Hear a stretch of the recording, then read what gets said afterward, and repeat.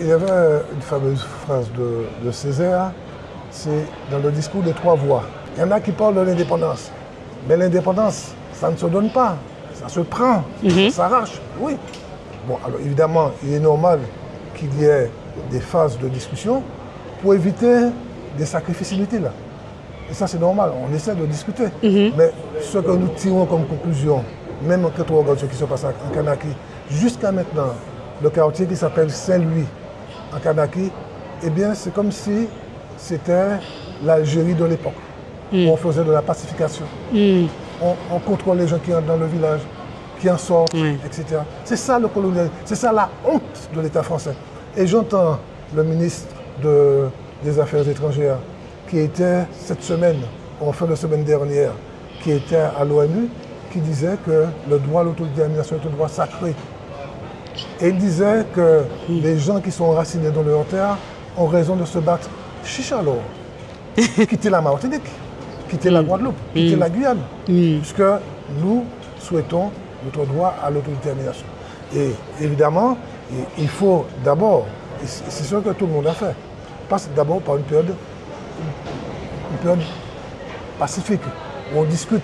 Mais pacifique, c'est pas le mot. Mais et s'il y a un échec, comme ça se profile, hein, ça se profile aujourd'hui pour la Kanaki, s'il y a échec. Écoutez bien ce que je vais vous dire.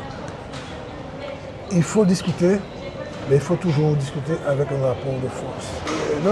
Lorsqu'on est va au SIOM, comité interministériel des Outre-mer, il a fait la fête des pays.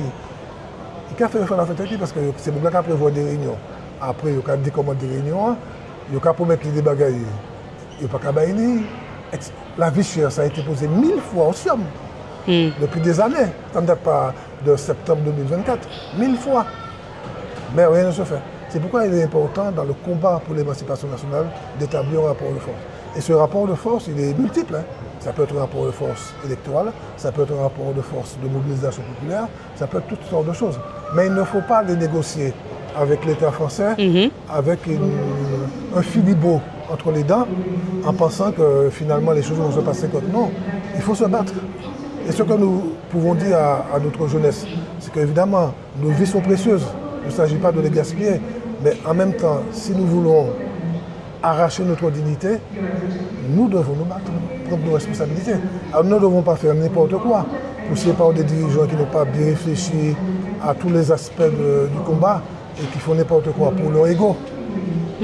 C'est très important, c'est pourquoi nous devons choisir qui sont nos dirigeants.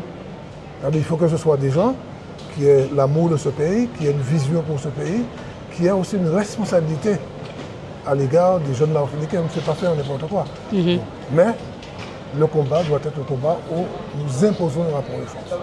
Francis Carole, certains parlent d'indépendance tout de suite, indépendance immédiate. C'est également le cas. C'est quelque chose de possible ou pas? Si on nous dit demain, la plantation coloniale vous appelle et vous dit nous sommes d'accord, l'indépendance demain pour la Martinique. Banco? Alors, la plantation coloniale ne va pas nous appeler. Francis Carole, imaginons, Francis Carole. Pourquoi, Francis Carole? Imaginons qu'on nous dise indépendance demain. Je vais vous dire pourquoi je n'imagine pas. Je n'imagine pas parce que je les connais. Je sais comment ils fonctionnent. Et s'ils voulaient donner un signe, ils l'auraient donné depuis longtemps. Ils ne veulent pas. Et ceux qui les soutiennent en Martinique, Ayotte et compagnie, ces gens-là ne veulent pas non plus. Donc, ils ont un certain nombre d'intérêts. La France est la seconde puissance mondiale maritime. Sans les colonies, elle serait en 100e position. 100e position. Donc, par conséquent, ils ont des intérêts. La base de Kourou, etc. Ils ont des intérêts. Ils ne veulent pas lâcher ces intérêts. Donc, ils ne vont pas nous appeler. Ils ne sont même pas capables de dire à l'Éthiopie, bon, d'accord pour la petite autonomie. Donc, voire pour l'indépendance. Dans la lutte, il ne faut pas rêver. Il ne faut pas rêver. Donc, ce combat est un combat où nous devons encore faire des efforts, nous battre. En tout cas, et ceux qui disent indépendance immédiate, ça aussi, c'est dans le discours. Dans le discours. Ce que nous devons dire, c'est que notre combat est un combat pour l'indépendance. Nous ne demandons pas l'autonomie, nous demandons l'indépendance de notre pays. Et nous nous battons pour l'indépendance. Alors, ça prendra le temps que ça prendra. Ce n'est pas comme si vous allez dans un fast-food et que vous commandez un burger, ça se donne tout de suite. Ce n'est pas ça, la lutte pour l'indépendance. Ça demande du temps, ça demande des sacrifices, ça demande de l'engagement. Ça demande aussi que l'on puisse déjouer les manœuvres de l'autre. Il y a tout cela à faire et c'est pourquoi je ne suis pas dans les rêves, je suis dans la réalité telle qu'elle est aujourd'hui et qui exige de nous que nous soyons intelligents, réfléchis, audacieux, mais toujours avec un raisonnement qui se tient pour pouvoir obtenir cette indépendance nationale. Francis Carole, avez-vous réagi au fait que, on l'a vu il y a quelques semaines, on a retiré la Légion d'honneur à l'ancien président de la République française, Nicolas Sarkozy, et pendant qu'on récompensait Bernard Ayotte. Vous en pensez quoi? Non, je pense que malheureusement, pour l'essentiel, nous en sommes à l'idée que la France est une démocratie et que la France est le pays des droits de l'homme. Donc quand il y a quelque chose qui s'apparente à un refus d'appliquer une contradiction par rapport à ces droits de l'homme, eh bien nous sommes étonnés. La France n'est pas une démocratie. Alors on vote évidemment, mais regardez comment... Ce n'est pas une démocratie. Ça n'a jamais été une démocratie. Lorsque vous êtes une démocratie, que vous massacrez des gens dans d'autres pays, vous lâchez des bombes, vous ne prenez pas en considération ce que les gens veulent, vous n'êtes pas une démocratie. Ça me fait penser à la démocratie grecque.